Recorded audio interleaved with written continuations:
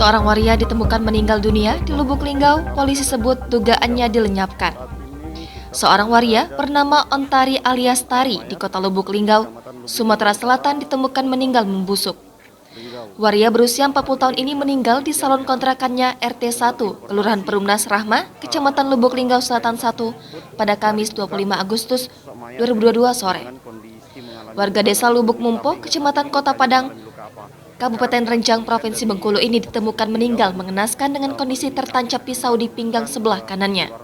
Saat ditemukan, Tari warga sekitar mengenalnya sudah dalam kondisi membusuk dengan posisi tidur terlentang tertutup kain warna merah. Saat ini, jenazah korban sudah dibawa ke Rumah Sakit Umum Daerah Siti Aisyah, Kota Lubuk Linggau untuk dilakukan visum. Kapolres Lubuk Linggau, AKBP Harisandi melalui Wakapolres Lubuk Linggau, Kompol MP Nasution mengatakan awalnya diduga penemuan jenazah biasa.